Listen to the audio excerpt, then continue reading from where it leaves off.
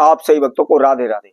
तो आज हम सही भक्तों के लिए इस वीडियो के माध्यम से, इस चैनल के माध्यम से अपने जीवन में उन्नति पाने के लिए, बरकत पाने के लिए, मान सम्मान प्राप्ति करने के लिए, धन धान में बरकत के लिए हम बहुत ही छोटा सा एक सिंपल सा प्रयोग आपको बताते हैं, जिसमें कोई भी आपका खर्चा नहीं लगना, कोई भी तंत्र मंत्र नहीं करना, कोई भी पूजा पाठ नहीं करना, किसी भी मंदिर तीर्थ में आपको नहीं जाना है। सिर्फ छोटा सा ये कार्य करना है, आप धनवान हो जाएंगे, माला माल हो जाएंगे। कभी भी आपकी जेब पैसों से खाली नहीं रही होगी। तो आप सोच रहे होंगे, भला बगैर कुछ किए, बगैर पूजा पाठ किए, बगैर तंत्र मंत्रों टोटके किए हमारे पास कैसे धन आ जाएगा, कहां से धन आ जाएगा? तो यह बात सत्य है। हम आपको छोटा सा प्रयोग बताते हैं, इसको करने से आपको कुछ भी करने की आवश्यकता नहीं है। और जो भी यह उपाय है, इसके अंदर भी आपको कोई भी पूजा पाठ नहीं करना है, कोई भी तंत्र मंत्र नहीं करना है, कोई भी ओना टोटका नहीं करना है। चाहे आप कितने भी भगत सियानों के चक्कर काट रहे हैं, कितने भी ज्योतिषियों के चक्कर काट रहे हैं, कितने ही तांत्रिकों के पास जा रहे हैं, कितने ही साधु सन्यासियों के पास जा रहे हैं और उनके द्वारा बताए गए आप कितने भी प्रकार के तंत्र मंत्र ओने टोटके कर रहे हैं, लेकिन फिर भी आपको लाभ नहीं हो पा रहा। दिन प्रतिदिन आप कर्जे में डूबते चले जा रहे हैं, दिन प्रतिदिन समस्याएं आपके सर पर बढ़ती चली जा रही हैं। कोई भी आपकी मदद करने को राजी नहीं है। आप किसी के पास जाते हैं तो वह मुंह फेर लेता है, आपसे अच्छे मुंह बात भी नहीं करता। जहां भी जाते हैं वहां आपको अपमानित होना पड़ता है। जिस कार्य क्षेत्र में भी आप हाथ डाल रहे हैं उसमें बार बार आपको नुकसान हो रहा है। आप अपनी हस्तरेखा, अपनी कुंडली, जन्म पत्री दिखाने के बावजूद जो भी आपके भाग्य से संबंधित कार्य है उस कार्य को भी करने की कोशिश करते हैं, लेकिन फिर में उसमें भी नुकसान हो जाता है। आप आचार्य ज्योतिषियों के पास जाते हैं, उनसे पूछते हैं कि मेरी कुंडली में कौन सा कार्य मुझे सूट करता है, जिसको मैं कर सकूं, मैं लाभ पा सकूं, और उनके द्वारा बताए गए उसी प्रकार का आप कारोबार करते हैं, लेकिन फिर भी लाभ नहीं होता। तो ऐसे में आपको क्या करना है? बहुत ही छोटा सा हम आपको प्रयोग बताते हैं। कुछ नहीं करना, केवल अपने पर्स में, अपनी जेब में हमारे द्वारा बताई इन वस्तुओं को डालकर रखना है। तो कौन सी वे वस्तुएं, किस विधि से उनको रखना है, इसकी संपूर्ण जानकारी के लिए इस वीडियो में आखिर तक आप हमारे साथ जुड़े रहें। और जो कोई भक्तजन पहली बार इस वीडियो के माध्यम से हमारे साथ जुड़े हैं वह सर्वप्रथम हमारे चैनल को सब्सक्राइब करें, लाइक करें, कमेंट बॉक्स में जाकर के राधे राधे अवश्य लिखें।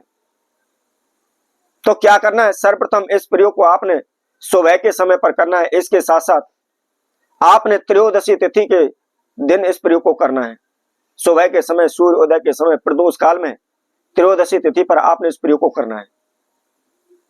क्या करना है? आपको मात्र केवल 2 लौंग लेनी है और उसके साथ साथ केवल आपको 1 चुटकी आपको केसर लेना है।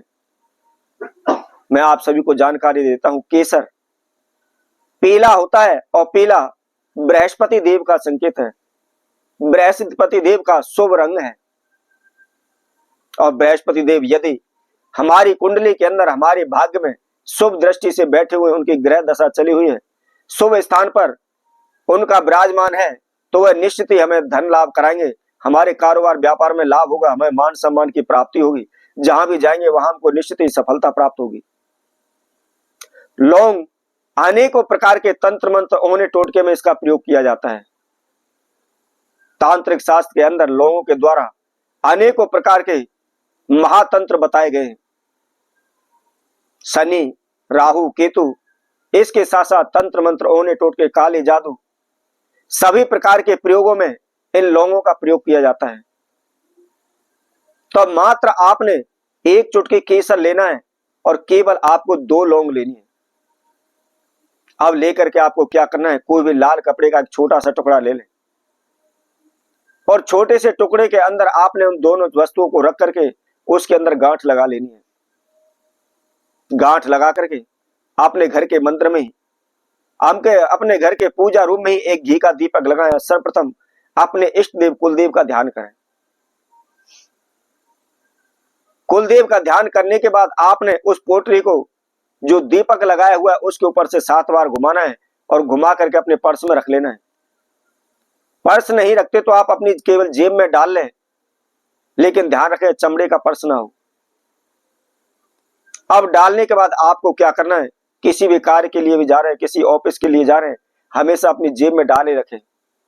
लेकिन इसके साथ साथ ध्यान रखें, किसी भी अशुद्धि की जगह पे बाथरूम वगैरह के अंदर आपने उसको जेब में डाल करके नहीं जाना है। जब भी आप बाथरूम जाते हैं उसको निकाल करके जाएं। अब आपको उसको केवल 15 दिन उसको अपनी जेब में रखना है।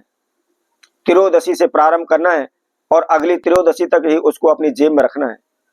अब जैसे ही अगली त्रयोदशी आती है तो आपने उस पोटली को जल प्रवाह कर देना है और उसी तरह से दोबारा से थोड़ा सा केसर लेना है, 2 लौंग लेनी है और उनकी पोटली बनानी है और अपनी जेब में रख लेनी है। आप हर 15 दिन बाद उसको आप चेंज करते चले जाइए, बदलते चले जाइए। आपके जेब कभी भी पैसे से खाली नहीं होगी, आपके पास पैसा आता ही चला जाएगा, आप धनवान हो जाएंगे। तो इसी तरह हम आपसे भक्तों के लिए और नए उपाय के साथ, नई वीडियो के साथ पुनः उपस्थित होंगे। तब तक के लिए सभी भक्तों को राधे राधे।